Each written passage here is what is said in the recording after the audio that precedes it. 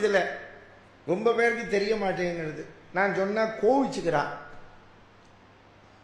பார்ப்பனன்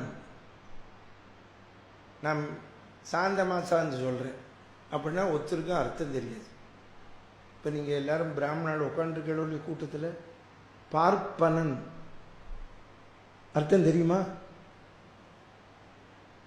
சும்மா சொல்லுங்க, எதையாவது ஒன்று சொல்லி தொலைங்க. ரெண்டாவது பிறவி அது தமிழில் அந்தணன். சரி, ரெண்டாவது பிறவிங்கிறதுனா த்விஜன். தமிழ அர்த்தம் பார்ப்பினம். எதெல்லாம் முட்டையிட்டு குஞ்சு பொறிக்கிறதோ எல்லாம் பார்ப்பினம்.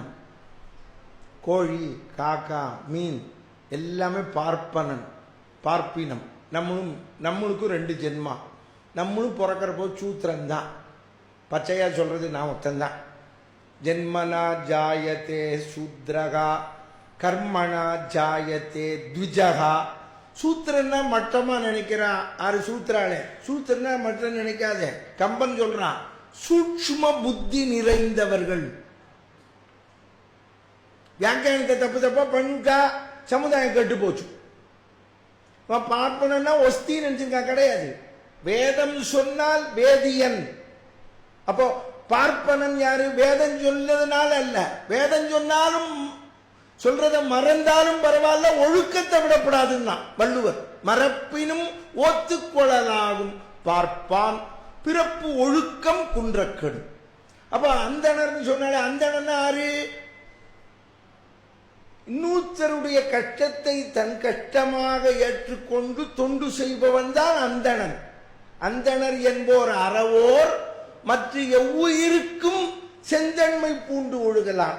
தனக்கு துரோகம் செஞ்சாலும் நல்லது செய்தவன் தான் பிராமணன். இப்படி லிஸ்ட் போட்டு எடுத்தா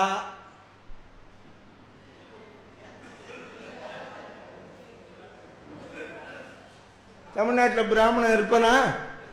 இருக்கானா? கிடையாது.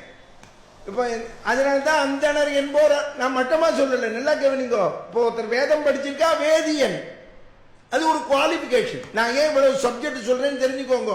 இந்த ஜாதி சண்டை வந்தது வெள்ளக்காரன் நம்மளை ஆள வந்த போதுதான். அது வரைக்கும் நம்ம சண்டையை போட்டுக்கல. பிராமணன் வேதம் சொல்லியிருந்தான் அக்ரகாரத்தில். நல்லா கவனிங்க. நீங்க எல்லா கிராமத்திலையும் போய் பாருங்க அக்ரகாரத்துக்கு என்ன பேர் இருக்கும்னு. முதலியார் அக்ரகாரம், செட்டியார் அக்ரகாரம், புள்ளமார் அக்ரகாரம் தான் இருக்கும். அவாதான் வீடுகளை தானம் பண்ணான். பிராமணன் உண்மையா வேதம் சொன்ன போது எல்லா ஜாதிக்காராலும் ஆதரிச்சா கொண்டாடினான்.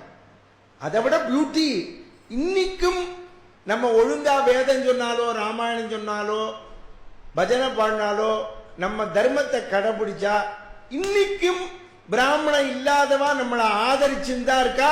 நம்மளை பிரிக்கிறது அரசியல்வாதி தான். அதோ பச்சையா சொல்றேன், நான் உஞ்சவர்த்தி எடுக்கிற பிராமணன் தினைக்கும். நான் வேணா அடுத்த தடவை பாலு இங்க கிருஷ்ணான சபாலே எங்கேயோ வைக்கிற போது மாம்பழத்துல உஞ்சவர்த்தி வரேன் கார்த்தால. உஞ்சம்னா பிடின்னு அர்த்தம். அதுதான் பரமாச்சாரியார் பிடி அரிசி திட்டம்னு கொண்டு வந்தார். உஞ்சம்னா பிடி, ஒரு பிடி போட்டா போரும். உஞ்சவர்த்தி பிராமணன் அட்சய பாத்திரத்தில், அட்சய பாத்திரம் சொல்லுங்க, சொம்புங்கப்படாது. ஆமா, உஞ்சவர்த்தி எடுப்பேன்னு ஒரு மாமி சொம்பு கொண்டு வந்துருக்கேங்கிற. சொம்பு எடுத்துன்னு எங்க போறது? அட்சய பாத்திரம்னு சொல்லணும். இந்த இடது பக்கத்தில் ராமநாம சூத்திர கயிறு கட்டி இங்க வாம பாகத்தில் அட்சய பாத்திரம் வச்சிருப்போம். காலில் சலங்க கட்டின்னு இருப்போம். இது பிராமண தர்மத்தில் ஒண்ணு. இந்த அட்சய பாத்திரத்தை இடது கையில காட்டலாம். பிராமண ஒருத்தன் தான் இடது கையில வாங்கலாம், ஏன்னா வலது கையில தாளம் இருக்கும். இப்படி வாங்குறப்போ ஒரு பிடி போட்டா போறோம். ஏன்னா அந்த அட்சய பாத்திரத்தை கிருஷ்ணர் தாங்கிட்டு வர்றார். பகவான் சொல்றான், உஞ்சவர்த்தி பிராமணனுக்கு யார் ஒரு பிடி அட்சதை போடுறானோ 21 தலைமுறையை காப்பாத்துறேங்கிறான். யாரு? பகவான். பகவான் கிருஷ்ணனே சேவிக்கிறது உஞ்சவர்த்தி பிராமணன். அவருக்கு கிருஷ்ணனை